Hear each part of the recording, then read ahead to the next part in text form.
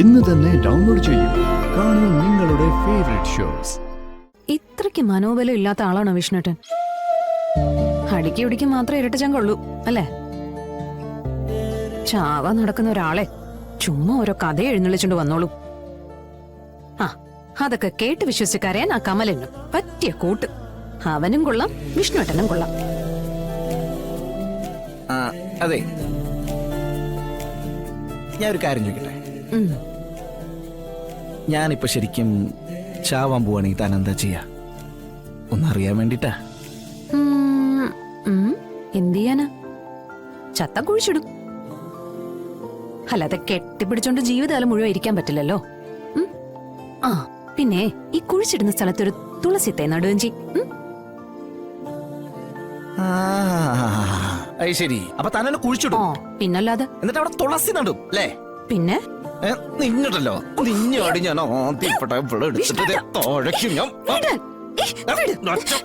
ആരെങ്കിലും കാണുവേ. അതേ, ഞാനേ എന്റെ ഭാര്യയെ, അതായത് അവരുടെ അമ്മേനെ പൊക്കിയെടുത്തിരിക്കുന്നത്, അല്ലാതെ അപ്പുറത്തെ വീട്ടിലെ അമ്മണി ചേച്ചീനല്ല. അത് ശരി, അപ്പൊ അങ്ങനെ വരട്ടെ. അമ്മണി ചേച്ചിയും നോട്ടുണ്ടും അല്ലെ? എന്റെ പൊന്നോ, എന്റെ രാജശ്രീയും വിജയശ്രീയും സാവിത്രിയും ഒക്കെ നീയ.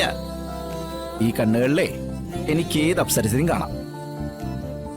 കാരണം ഞാൻ കാണുന്ന ലോകം ഇതാണ്. പിന്നെ ഈ കണ്ണുകളിലെ തിളക്കുക അതിന്റെ ഊർജം, പിന്നെ ഈ നിശ്വാസം, അതാണ് എനിക്ക് എന്റെ ജീവവായു. പിന്നെ എങ്ങനെയാടി നിന്നെ വിട്ട് പോവാ? നിന്നെ ഇവിടെ ശരിയല്ലേ? നിന്നെ ഞാൻ ശരിയാക്കി തരാട്ടോ.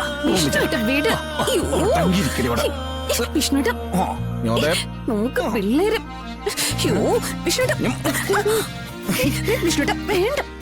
പിള്ളേര് വിഷ്ണുട്ടാ വേണ്ട. എന്ത് വിഷ്ണുട്ടൻ? അയ്യേ, എന്താ ഇവിടെ?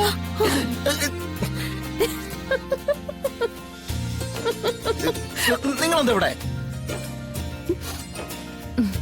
ഞങ്ങൾ ഇന്ന് ഇവിടെ കിടക്കുന്നേ. അതെ, അതുകൊണ്ട് ഞാൻ അമ്മേനെ ഇങ്ങനെ വലിച്ചു മാറ്റിയിരുന്നു നിങ്ങൾക്ക് കിടക്കാൻ വേണ്ടിട്ട്.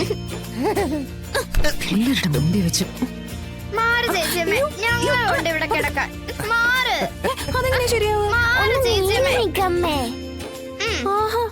അത് കൊള്ളാലോ. അത് ശരി, അപ്പൊ അച്ഛനും മക്കളും കൂടി എന്നെ അടിച്ച് പുറത്താക്കാൻ നോക്കാണോ? അങ്ങനെയാണെങ്കിലേ ഞാൻ പോന്നില്ല. എന്നാ പിന്നെ മക്കളെ, ശത്രു രാജ്യങ്ങളെ തുരത്തി ഓടിക്കാൻ രാജാക്കന്മാർ നടത്തിയിരുന്ന ഒരു നയം നമ്മളിപ്പോ ഇവിടെ നടപ്പിലാക്കാൻ പോവാ. എന്താന്നറിയോ? യുദ്ധം. നമ്മൾ തുടങ്ങുകയാണ്. ഞാനോട് പിടിച്ചോ, കൊടുത്തോ,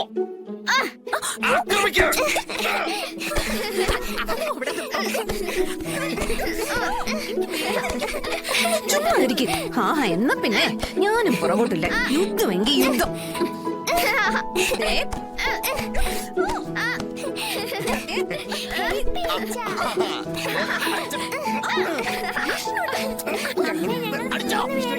അമ്മ അപ്പുറത്ത് പോകുന്നേ നല്ലത്.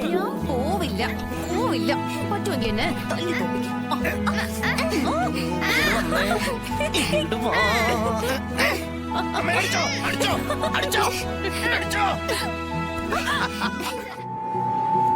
ആ